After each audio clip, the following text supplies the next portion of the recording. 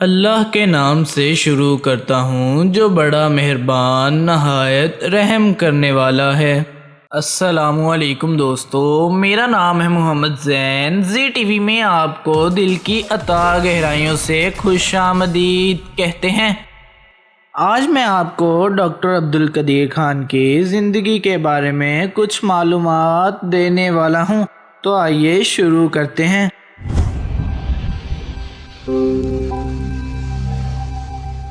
Doctor Abdul Qadeer Khan 1936 میں Bhopal, India میں پیدا ہوئے۔ ڈاکٹر عبدالقدیر خان 1952 میں پاکستان منتقل ہوئے۔ انہوں نے 1960 میں کراچی یونیورسٹی سے میٹالرجی میں ڈگری حاصل کی۔ ڈاکٹر عبدالقدیر خان نے جرمنی اور ہالینڈ سے اعلیٰ تعلیم حاصل کی۔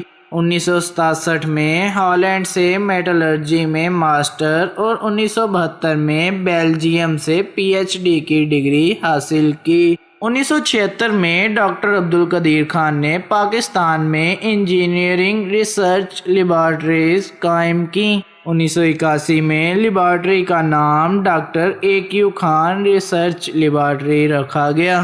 یہ ادارہ پاکستان میں یورینیم کی افزودگی میں نمایاں مقام رکھتا ہے۔ مئی 1998 میں ڈاکٹر عبدالقدیر خان نے پاکستان کو ایٹمی طاقت بنایا۔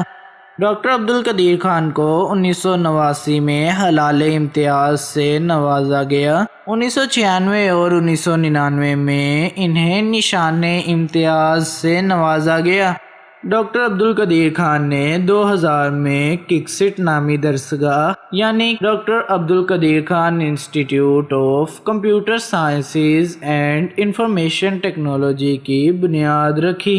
ڈاکٹر عبدالقدیر خان کی لیبارٹری نے پاکستان کے لیے 1000 کلومیٹر دور تک مار کرنے والے گوری میزائل سمیت چھوٹی اور درمیانی رینج تک مار کرنے والے متعدد میزائل تیار کرنے میں بھی اہم کردار ادا کیا۔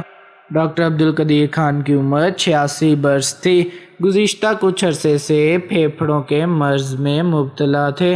گزشتہ کئی سالوں سے غیر اعلانیہ طور پر نظر بند رہنے والے محسن پاکستان حقیقی ہیرو ڈاکٹر عبدالقدیر خان علیہ صبح 6:20 پر دنیا فانی کو چھوڑ کر اپنے خالق حقیقی سے جا ملے۔ ان کی نماز جنازہ وصیت کے مطابق 10 اکتوبر 2021 دن 3:30 پر شاہ فیصل مسجد اسلام آباد میں ادا کی گئی۔